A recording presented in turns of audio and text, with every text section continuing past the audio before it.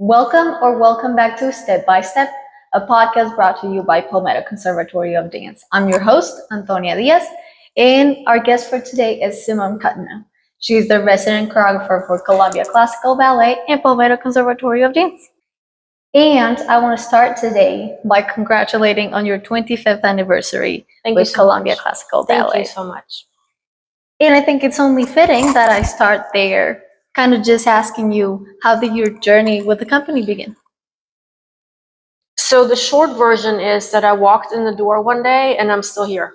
That's the really short. 25 years later, it was not this door. It was down the street, not even a mile. Right. The old studio. Mm-hmm. But yeah, and I realized actually, I didn't even think about the 25 years that much until I walked to the Cobra Center a little bit earlier, and I realized this time in October when we go to Cinderella, I felt like, oh my gosh, I walked up to the Cobra Center 25 years ago as a dancer with the company. So, but yeah, I had just come, I came here from Germany in 1996, straight from dancing, but I was also pregnant with my first daughter. And it was a little bittersweet in the sense of, so exciting to be living on a new continent, starting a family and all that fun stuff, but also bitter on the side of, I knew that my theater career dancing professionally was over, which I probably, if we had stayed there, would have done a few more, 5, 7, who knows how many years, and I didn't expect that to continue here in any way. So then in 1998, after recommendations from several people, I was just looking for a class to take for myself to get back in shape a little bit, because I had stopped dancing cold turkey, and I was like, oh, if I can just go to adult class or something so I can get in shape. And that's how I ended up one day at Radenko's studio. Who taught that class? Well, Radenko was supposed to teach that day, but we talked so much that a dancer came and said, should I be teaching right now? Because you can, and he was, no, I'll be right there. And we kept talking, because he could not believe that all of a sudden someone walked in the door from Germany, like a dancer coming from Germany. So I took some classes. I was like, I just want to get back in shape. And I took like evening classes, but just like once or twice a week. And so after a little while, he asked if I wanted to dance with the company the following season. And I was like, sure. I was like unexpected. I didn't really know how that would work. My daughter was just 2 years old. But she would come with me sometimes, and I would put her on a little blankie with her sippy cup and her Cheerios. And I mean, it worked out. It was a crazy year, unforgettable, of course. But yeah, it worked. And actually, because I had taken the break, when I stopped dancing, I was in a lot of pain after all the, performances and working. I had several injuries that were really, I had back problems. I had Achilles problems. I had a shoulder injury. It was like 5 things. But because of the 2 years of not dancing at all, some of that had really healed up. Yeah. So when I was dancing with Radenko, I got in shape really quick. That's good. And actually in better than I was when I stopped dancing. Wow. So it was a very nice experience for me for a short time. But it was great. That is awesome. You mentioned Europe, whereas in Germany is where you're originally from. Right. How do you think that your experience working in Europe previously shaped your work environment, your work spirit in the United States? Yeah. Everything I do comes from that. I mean, I never had really a different experience here for a long time or something. Oh, things work differently. No. So because that's all I know, and that's all I knew from really, I started dancing at 4 because my mother was a dancer and teacher. So she was my first teacher. But I went to academy when I was 10. So everything there, my experience there, I bring with me. Although it's a very different environment. But, it still impacts everything I do. Especially, we danced a lot of performances. We had to we were sister theaters, which happens sometimes Right. in areas where we served a theater, let's say here, and then one 45 minutes away. So we would always have one production run 25 times in one city. But that was just one of the 5 we did. We did a lot of productions. And then the next year we would, because they wouldn't drive the production back and forth, right? Because there is sets and costumes and everything for that production in the theater. So we would do it 1 year at one city and then take it to the other city for the next season. But that city probably was running what we did the year before. Okay. So we always had 2 big productions, one in each city, and then smaller productions. And we would do musicals and operas and, dance and in plays. And I mean, there was always something. That is amazing. That is fantastic. Yeah, but that's what hurts me the most here. I keep touching my microphone. It's okay. That's what hurts me the most here for the dancers to not have more stage time, because it doesn't just happen one night. Yeah. Thinking about that, we had 25 performances to develop that production. To the first 5 are going to be like this, like, oh my gosh, everything, you're so nervous, whatever. And then really also the audience that is just you, because we have that audience just has expectations, and they might come for the opening night because it's fun. Yeah. But some don't even come until performance number 10, because they know we need to work that first a while before it gets really interesting and really, on stage, everything just starts becoming something more than just that opening night. Yeah. Yeah. That is very interesting. You mentioned also Rodenko. Yep. How was working with him as a dancer and then going into a choreographer? And of course, I'm assuming you developed a personal relationship with him eventually. How was your relationship with Rodenko? Yeah, I mean, that was from the beginning. It was very strange. Like, we really hit it off right away. We talked so much. I think our first bonding experience as people and our trust was when he got new dance floor in the studio. This studio. And the old one. Oh, the old studio. And he was so nervous about it because it was so expensive. And he didn't want to mess it up. So he was like, I got to put down this new floor tonight, and I don't know how to do it, and and who's going to help me? And I'm like, I don't know, I'm going to help. It was just like, whatever. So we were like, okay. And it was just like something that you figure out to do, together. And like, I think he was like, okay, I'll pull the tape and you put it down. And then like 5 feet later, no, you hold the tape and I put it down, but the whole, I think it took us like an hour and a half, because we really went like inch by inch, and we weren't going to mess this up. But it was also very like trust bonding. Like, I knew how important that was for him. And we talked so much during that. And so as a dancer, it was a very familiar feeling to come back to. It was like coming home, because it reminded me immediately of school and the discipline and the strictness and just the approach. And it was normal to me. It was like, oh, finally. That's good. That's awesome to hear. Because I hadn't had that, like, even in theater, like I had 2 different directresses. Like I had a very classical, very Stuttgart, Hamburg, whatever.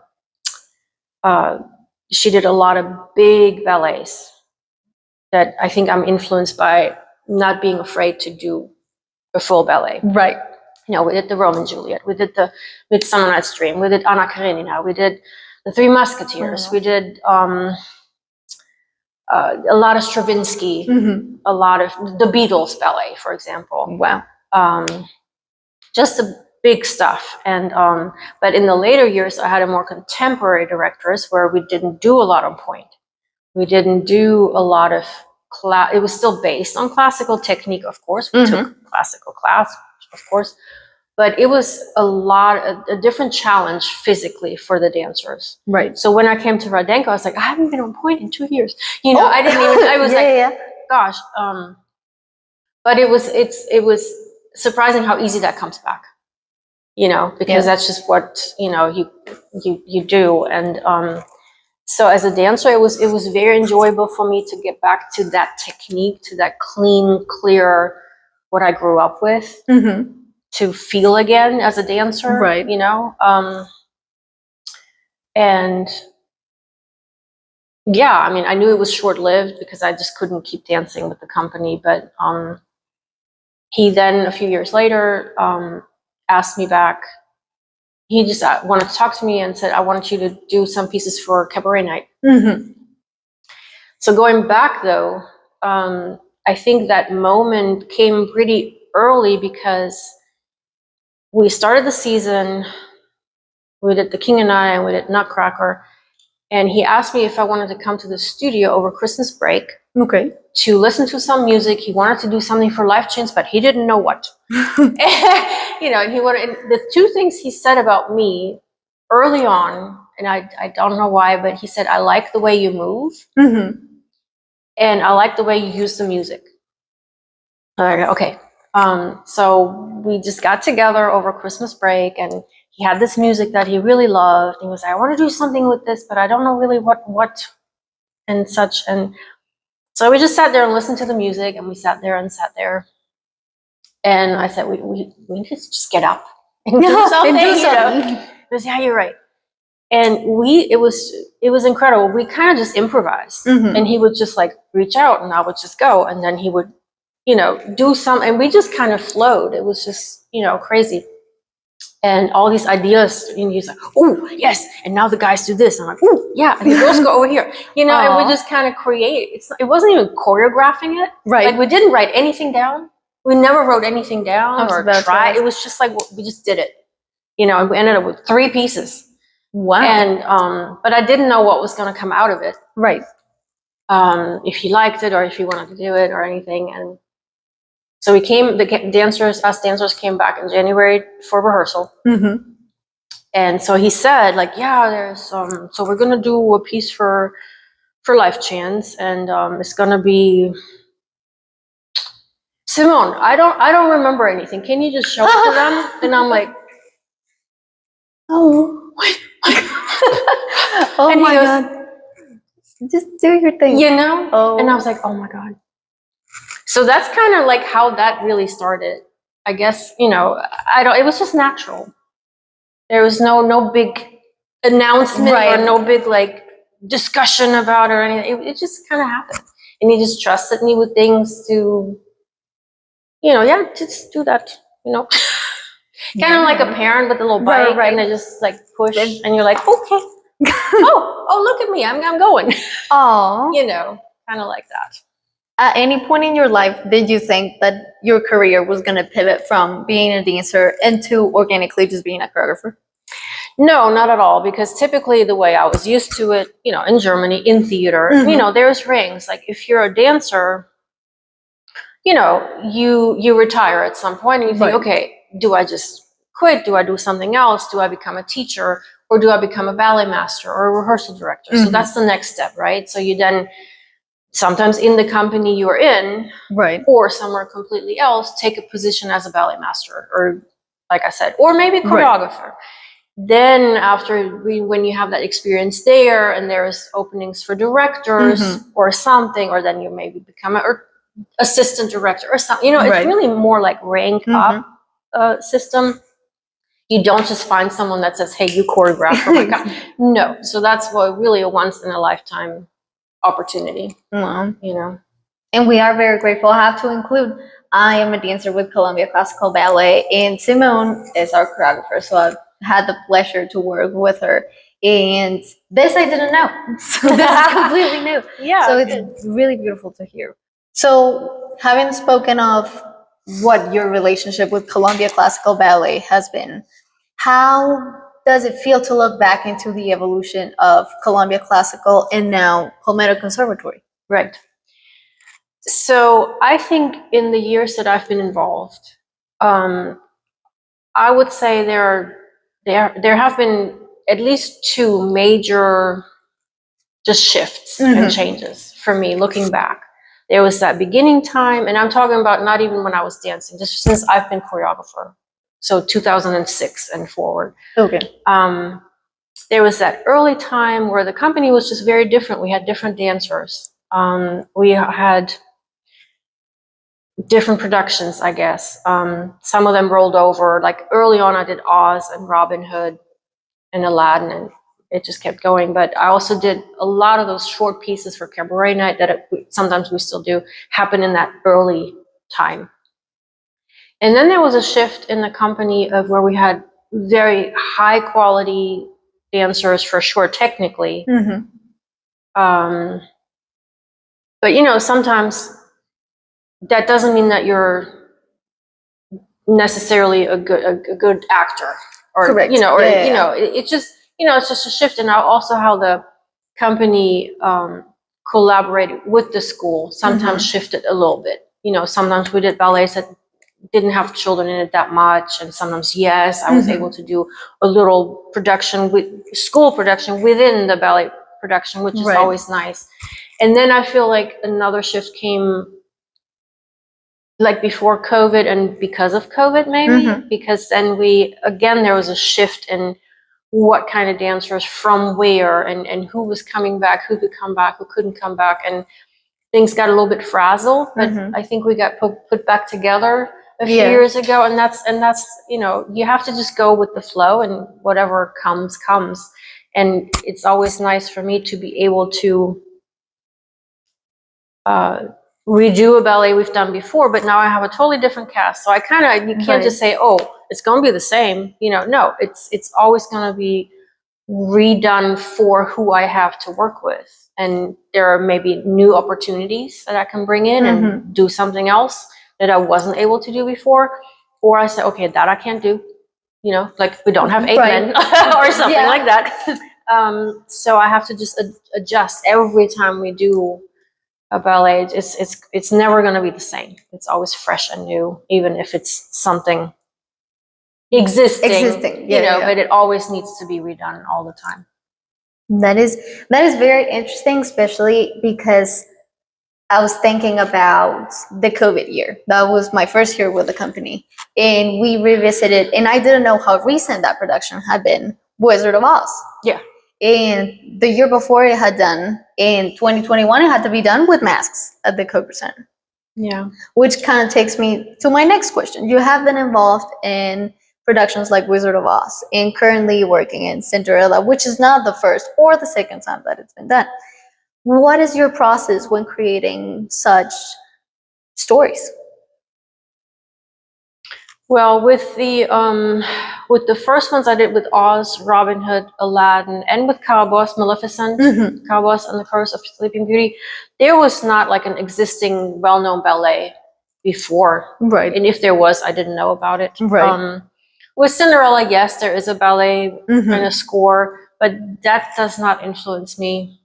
Especially with Cinderella, it's such an old fairy tale. It goes back so many hundreds of years.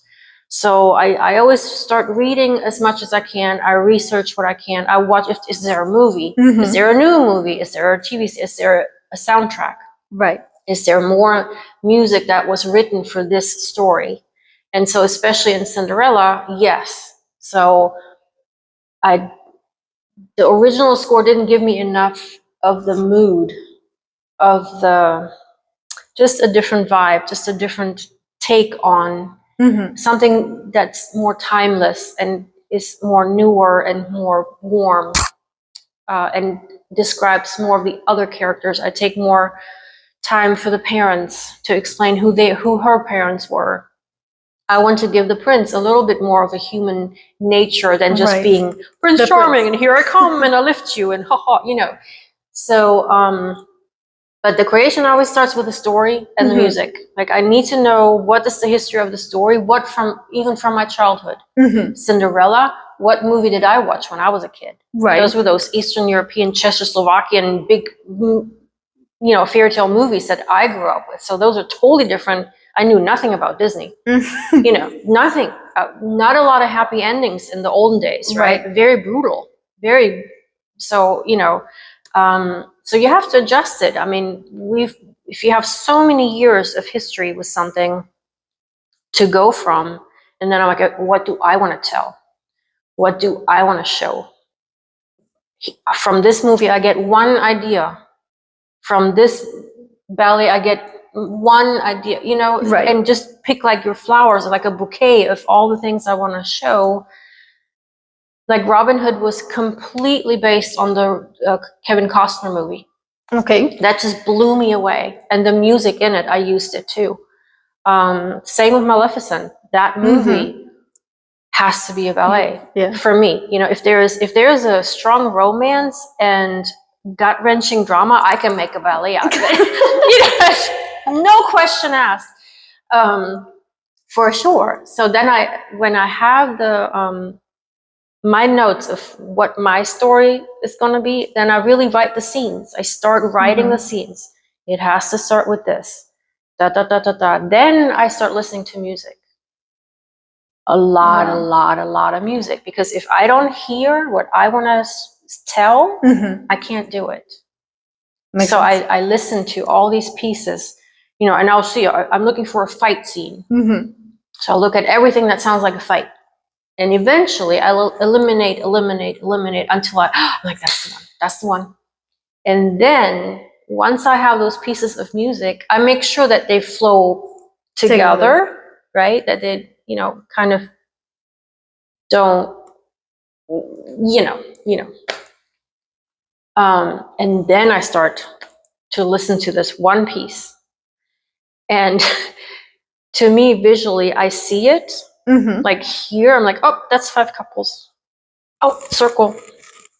And now a diagonal or something. Right. You know, I know what the flow is and what the picture is. And once I have that, then I break it down. 8 counts. This section, 8 counts. You know, I really very mathematical almost go, because if I only have to do 2 8s, then I get up and I'm like, oh, here, you know, I hear this and I hear this, and that's the easiest part. The actual steps at the end, that's the easiest part of it all. So I have to first set that whole, I have to paint the picture. Right. You know, before I pick up the brush. Yeah. So. The artistic process, for sure. Yeah, it takes the longest time. Like I typically give myself 3 months at least. If I know it's a new ballet, probably even more time. But even for Cinderella, even because it was existing, but I knew it was a different cast, a different opportunities coming, some things that I couldn't do.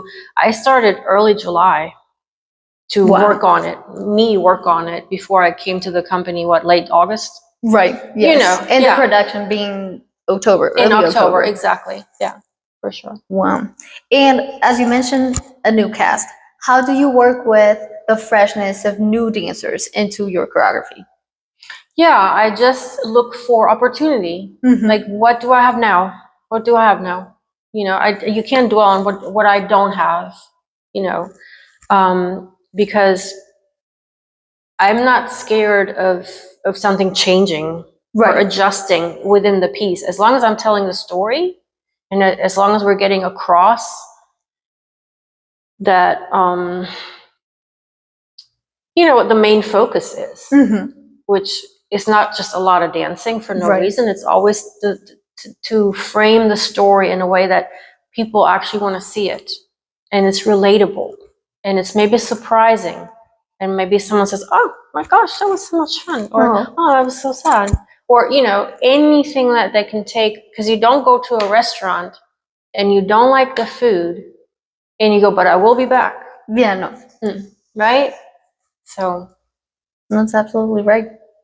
With the productions that you've done so far for the company and the school, which ones hold a special place in your heart? Well, that's like asking who's your favorite child, you know. So I mean, you can pick many. Yeah, no, you can't. You can't pick one. I think different ones for different reasons. Romeo and Juliet, for sure, because it's something that Rodenko just told me. He said, "Do Romeo and Juliet." I was like, "No," because you know I have so much respect for that. Right. But it was the first ballet that I got to do as a young dancer in the company that I stayed with in Germany. Wow. And it had such an impact on me. I mean, I knew the music before, but I had never been on stage when Mercutio dies. I cried every time, you know, like it was just so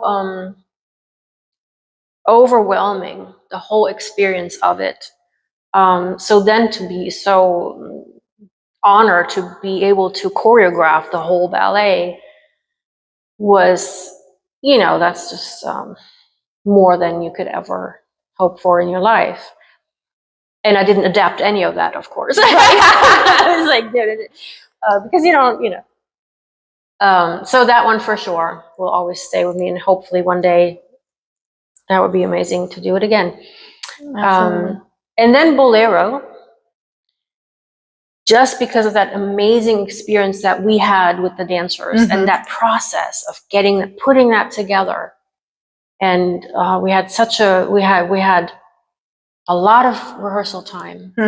Oftentimes in the past, I was always very rushed to do things because we did a lot of things in the same time and whatever. And it was always like, yeah, you don't have a lot of time for this. But I was so grateful that we had a lot of time, and it developed into something that was so much more than I ever expected. And that had nothing to do with me. It had everything to do with just what happened. Yeah. So that one for sure. And then I think Cinderella is probably next because it just has everything. It's such a dream of a production because it has the drama and the sadness and the funny and the romance. It just has something of everything that you want to just put out there and hopefully people love. Yeah, I was actually telling, as we were doing the marketing for the production, this is a Cinderella that, yes, it is for kids, but it is for adults as well. It holds a good amount of both the magic and the realness of the story. So thank you. Yes, that's always my goal to keep it real.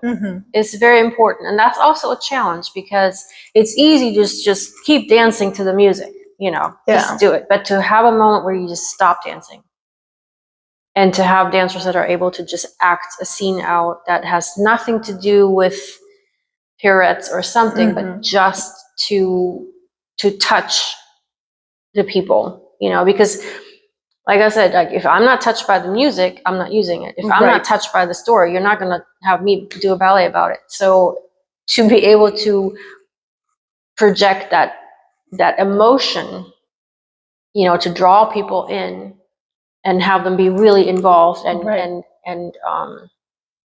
want to see more of it. Absolutely. And have that expectation. If we go there, we're getting something we're not getting anywhere else. That's true. That would be perfect. You talked to us a little bit about the inspirations, what inspires you to create and during the creation process, but talk to us about the challenges that you faced. What have been those key challenges in your choreography for the company?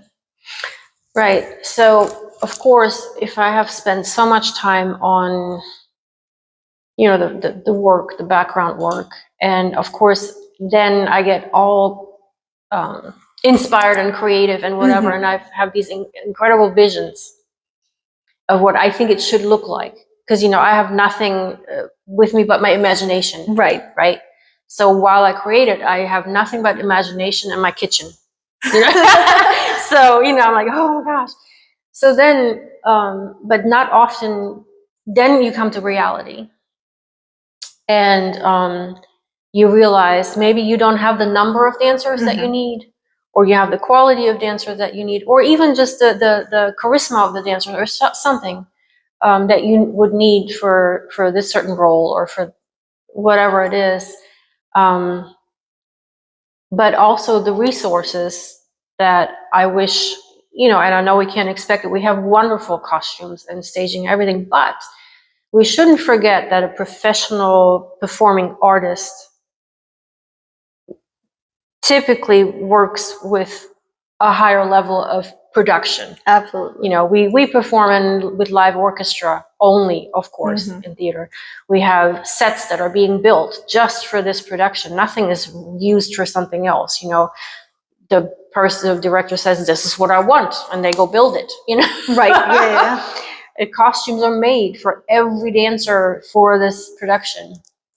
Of course, that's a level that is out of reach for us right now. But we shouldn't forget that is a goal. And just because we put on a production that people love and think it's great and it's amazing, and that was so cool, in my head, I'm always like, yeah, but if only you knew what I wanted that to look like. Really, if I had the chance to just tell you, let's do, if I could just tell you what costumes I really wanted for the fairies in Maleficent, that would look completely different than using the ones from Oz. It's just the challenge. You use what you have with what you can with what you have, but let's never stop to thrive for more that we want. Absolutely. To make it even better and magical. Oh. And with that, you carry an expertise, and it goes beyond training. It's your experience in theater coming into the United States.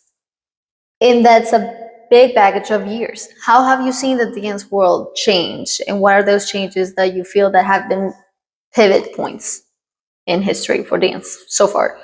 Yeah, for me, I think there's two things. Physically, I think everything has just gotten very, what do you call it? Stunts, stuntish, acrobatic. Right. And more tricks and whatever. Like, that didn't mean anything in the times when I was dancing. We could go ballet after ballet without doing a pirouette. You know what I mean? Like, it just wasn't anything important to show your artistry or anything. That's just what we need to do for our bodies to achieve the technique and the ability to do all the dancing. Right. That is maybe one thing, but that depends on what ballet it is, of course. On another note, I feel like everything is so published. Like, we would go to the theater and do our class and rehearsals, and then the curtain opens, and that's where the magic comes. And before then, no one knows what we're doing. No one knows what we do in class, or the struggles, or the reality of things. We're not there to show people reality. We're there for the magic. We're there to not be normal. So I feel like if everything is always posted and published, and everybody talks about their normal, their life, and it becomes less magical and less, oh my gosh, it just becomes a little bit more, people are less intrigued. With Absolutely. Us, people were just intrigued. They saw a ballet dancer and they were like, oh my gosh. Now we're just like, do you work at Publix or do you dance? It's like, it's too normal for me. We're not supposed to be normal. People are not supposed to think we're normal. And I also don't like take your costume off and then you can meet people. Like, Giselle does not walk the streets of Columbia. She does, we don't do that. It needs to stay in its respected place of art, and it's a performance. It's not us.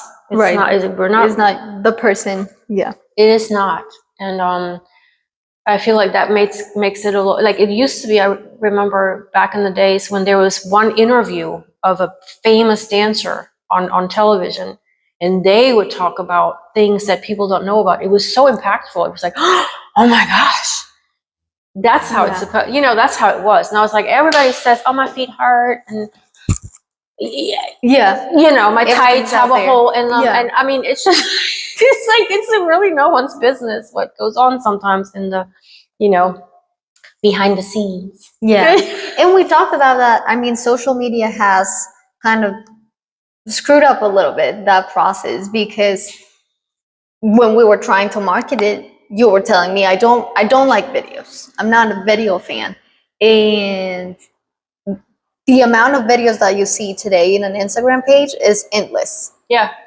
And so why would anyone come? Exactly. What if it's already there? They've already seen it. And they're like, either they're going to say, that's not really so good. Why would I see the show? Or they're like, okay, I've already seen this great stuff, so why would I go? What is there to what is there new for me to see? What is so intriguing to go? Of course, to see the whole valley, of course. But, I think we agree on this. It needs to be less showing the everything and the normalcy of things, because it just takes away from the, from the magic. The magic. Oh, continuing on this journey, what has been one of those most rewarding parts of working with Columbia Classical Ballet? Yes, absolutely. For sure, all the feedback that we get from audience, I think that's what we do it for, right? Yeah. Every time someone says, I think the one of the first and best compliments I ever got was from a dancer who watched Oz in the very beginning, and he came to me and all he said was, Simone, it was amazing because I saw everything I hear. I see, like I saw everything in the music that I heard. I saw it. And I heard that several other times through the years, but maybe people say it differently. Right. But just that really being able to put the movement and the music and the story together in a way that it really translates to the audience.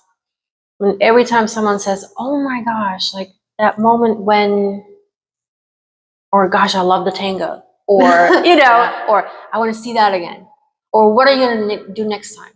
Or any one of those positive things that are not related to, gosh, that guy, did he 5 or 6 turns? I don't know. I've never heard that, as a feedback as something, And audiences really don't know that. The amount of people that know the challenges of doing 5 pirouettes in the audience, it's not very. Right. I mean, there's a place for it.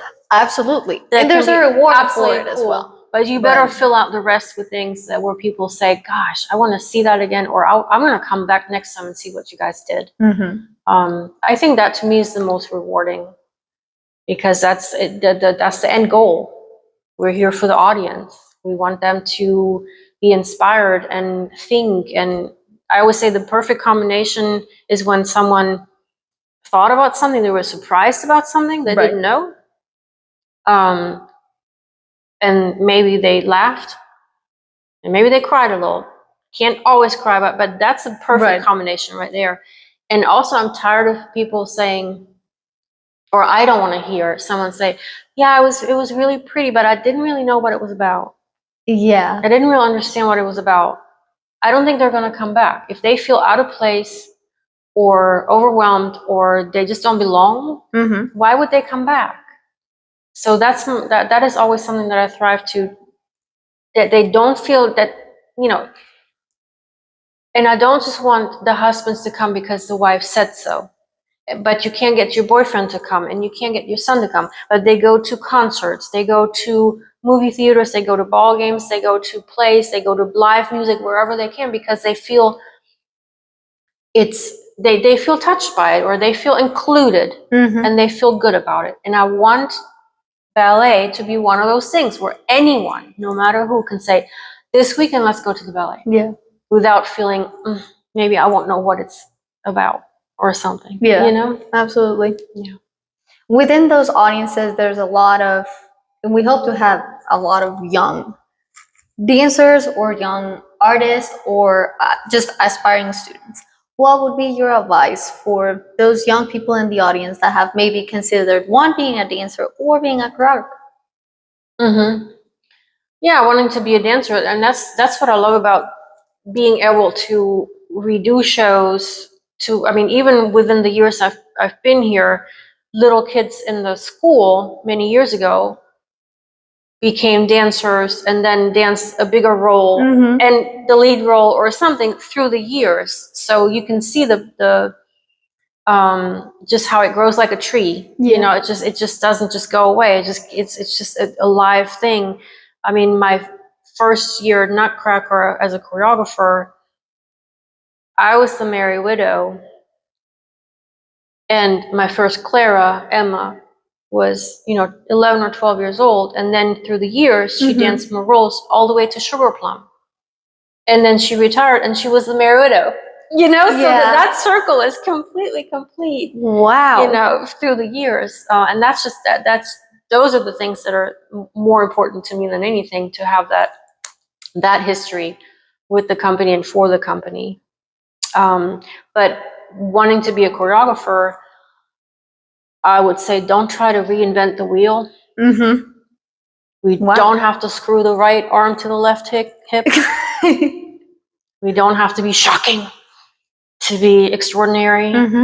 Sometimes I see pieces that inspire me incredibly, and I'm like, that's the new young generation. I don't have to mess with that at all. You do it, go ahead and do it, But sometimes I see things, I'm like, oh, you're just trying to be special. You're just trying to be something we've never seen before. Right. And sometimes the most basic and simple movement, if it's right with the music and if it's right with the mood, it can be the best thing.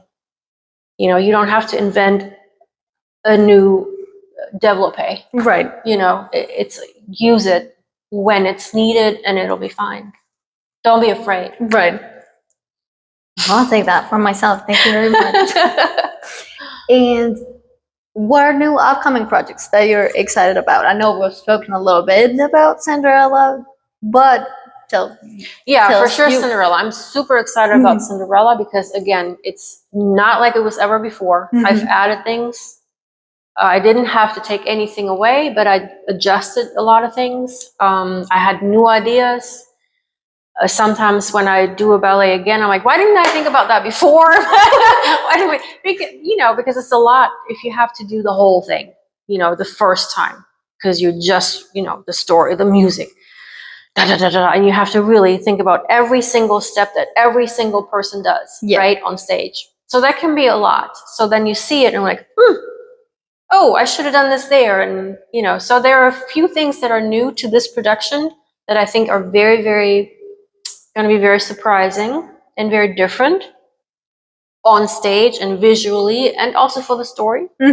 So I'm always excited about that.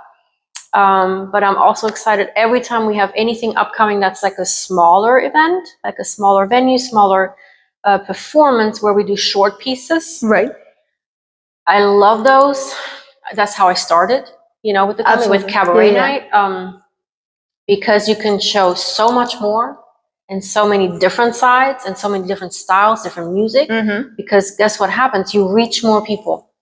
That's true. Because if you have 5 pieces or 8 or whatever, not everybody will love that one, and you will find someone that was their favorite, and that was his favorite, and that was her favorite, and everybody is kind of involved and like, oof, that's exciting. So I'm always excited about those, and I love recreating the ones we have, but I'm also excited to have the opportunity to maybe do something new that I've never done before. Right. Yeah. Since we have Cinderella as the most exciting up to come event, I want to ask you a couple questions about that. What aspects of that character, the main character of Cinderella, did you want to emphasize in this particular show? Yes. So, not just Cinderella, but many of my female lead roles, I look for strong women. It's how I grew up, with strong women. I love real people. Like, there are some ballets that have characters that are not even real humans. So I love to work with that could be someone that's a real person. Right. But if I look back at, even Dorothy, but Maid Marian and Jasmine and Aladdin, and now Cinderella, they're all very strong-willed a little bit, but Cinderella has it all. She is broken and sad, but she is kind and kind of accepting, not even knowing why, but it's just her fate. Like she's just human, and she's not fighting it, but then the next minute she can be, or the next moment she can be energetic and feisty and strong, and not really knowing what to do with it, but it's in her, but it's not really coming out.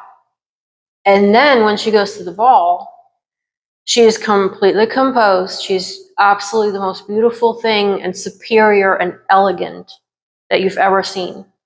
So none of those earlier things really come through. She's just a complete, I don't even know, creature of that just blows you away.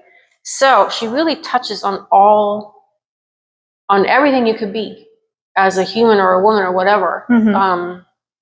All the sides, strong, weak, sad, feisty, all of them. So that's why it's fascinating to me. And of course, then to show that in each time she dances, I have to bring that into the movement, of course, so that's why I think hopefully it's also a very challenging role to dance, because you can't just be one person through the ballet. You have to be 3, 4, 5 different people.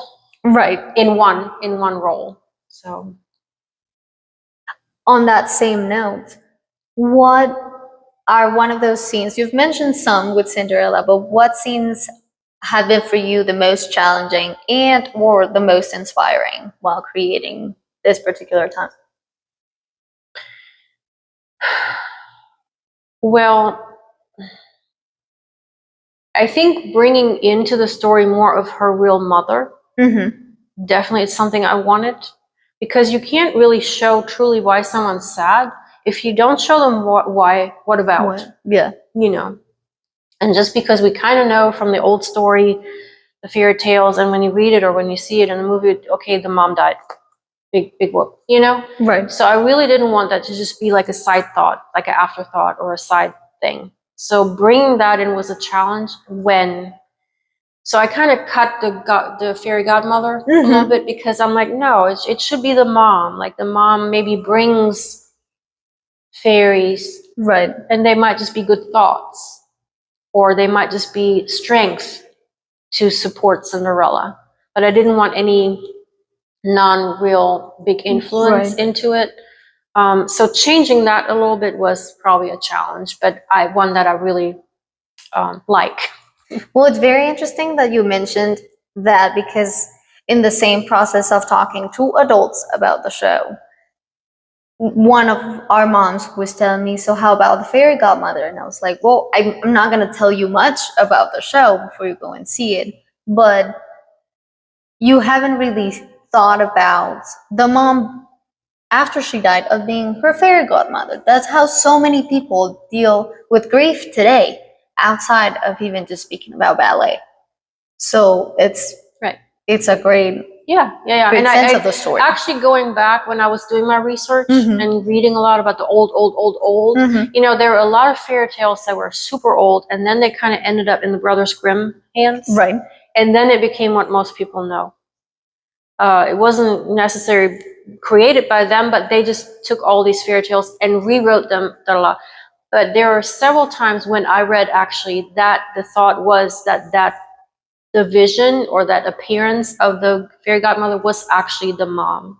So I felt good about using that. I was like, see, it's right there. I can do it. You know, it was like a permission slip for me to say, yes, it is the mom, and her thinking about it. Because, yeah, of course, I think about my grandmother sometimes and think about what she would say. I'm like, yeah, right. You know, like you have those people back here, you know what they would say. So you know, that's how they live on. That is how they live on, and that's what we're doing here. Have you had any memorable moments in rehearsal that you're like, that is one that I'll never forget so far? Oh gosh. Yeah, so many. I mean, to me, honestly, what I look for, yes, I always have to look for are you doing the right technique? Are you being together and whatever, but I sometimes just, that's why I'm off. I don't like to sit in front. I like to be in the back and just be a fly on the wall. Yeah. And I love those moments when I see how a dancer is getting it, and they're like, all of a sudden, either they're digging deep inside to see what they can add to this role. And maybe something that I didn't even think about, but especially with lead roles, I give them very much freedom. Like, I'm very strict with group. You're only doing what I tell you to do. Yeah. Like, not even that finger I give you. As you probably as you know. It should be with forward. But with leads, I really give a lot of freedom. Like, make it your own. No one has done this before you, like the way you're going to do it. You know, so especially the family, the mom, the sisters, the dad, everyone that has that role should take it upon themselves to just look inside you and expression-wise or move-wise. Like the sisters, I'm pretty sure I could cast the sisters every time with someone else. It would be a totally different performance every time. And that's fantastic. And those are my favorite moments, when I see someone just create and not just execute. Right. But create on top of the creation, on top, and those layers just keep coming. And then it comes between the dancers. And what are we going to do back here? And that's the best. Those are the best moments. Yeah. Those are the best moments for us too. I have to say, I had the pleasure of doing the sister for the Palmetto Conservatory production of Cinderella, and the freedom that was given was playful. We were playing the three Tremaines who were playing on stage. It was serious. We know that we had to do what we had to do, Right. but we gave ourselves the permission to fully invest on Right. the character. Right. And go ahead and do whatever you think until Simone says don't. Don't. Yeah. And as soon as she says don't, then we don't do it. It's scratch. But it's good to play with those to find out. Absolutely. And that's going back to the very first thing in our conversation. Imagine you have 10 or 15 or 25 shows. Yeah. 1 year, and next year you do it again 25. And I know that's right. Expectations we can, but if we just had 10. Yeah. If we just had 10 times, that'd be amazing. It would give so much to the dancers. Oh gosh. Sure. Oh gosh. Yes. And you've talked about this already, but in this particular production, how have you incorporated the strengths of the dancers? Not just speaking about the leads, but we've talked about the challenges of the amount of dancers you have this time. Right. How have you incorporated those strengths in this production of Cinderella? Yeah, I mean, again, with the leads, you have to make sure that, for example, in this one, the family that we talked about, you have to be impeccable technique-wise. You have to be a strong dancer. You have to be able to act, know when to put in the humor, when to use the drama, when to just don't. So it's a combination of confidence and experience and just knowing yourself and feeling free to blossom in that role. So that's the strength for sure, and we need that for those roles. But even with the core, like I feel like working on the fairies, the village is. So I can say, okay, in the village, you can come out with your acting a little bit more, with your playfulness and with your sassiness a little bit more. But when we get to fairies, we have to be very controlled. That's when you go back to the basics of your technique. Everything needs to look together and put together. We can't, we don't want to know what kind of fairy you are. Right. Correct. No, you're just one of the fairies. And in the palace, maybe it's a little bit of everything. Because now, yes, we have to be, doing a lot of technique, a lot of hard dancing, which is meant to be impressive. Correct. Right? Because now we're like at that prince level, we're in the palace, and so you don't have village dancing in the palace, right? Right. And some of you are forgetting, so I need to say that next week actually, because they're still acting like they're in the village. So you have to be very strict about, oh, okay, so I'm not that anymore. Now I'm this, and so really knowing what to do when and having the control to, with the music, the movement, the scene, what's your purpose right there? What is your purpose? The Tremaines are already funny. You don't have to be funny. Right. Know your place. Correct. That's the strength we need to look for most of the time. What do you expect that the audience says? What is this one thing that you would hope that at least one person in the audience lives from the performance with? Oh, absolutely. That, like I said before, that they're surprised. That, if it's someone that has never been to a ballet, right, I want them to say, oh, I'm definitely coming back. If it's someone that has been to ballet, but they're like, I'm only here because, I had to, or whatever, change their minds about ballet, and come back with the expectations, again, that they will find something that they can't find anywhere else. Not only visually, but emotionally, that we can draw them in, that someone felt like, oh, I'm touched. Right. Yeah, that's the best. Thank you so much. And now for closing on our interview, I have to ask, this is our podcast question. And what is your favorite dance step? It doesn't have to be ballet. It's just your favorite dance step. Oh, it doesn't have to be ballet. Doesn't have to be ballet. Well, it's a Janet. I mean, it could be. It very well could. Well, that's hard because because there are so many. Yeah. I love a good chasse. But I think my favorite step that I ever did, and there's one good dance picture of me doing it, is a nice big fat sisson. Nice. That is so funny because Brianna was just here saying how much she dislikes sisson. I'm gonna make her do it next time. No, I always, because I love jumps. I had a natural good jump, and just being able to take off. And just, this is all great. You don't have to put that on. We'll find a good picture and we'll put it in. Well, if you find it, do send it to me. It would be nice to put it in. Yeah. Well, thank you so much for your time. Thank you so much for joining us. Thank you. This is fun.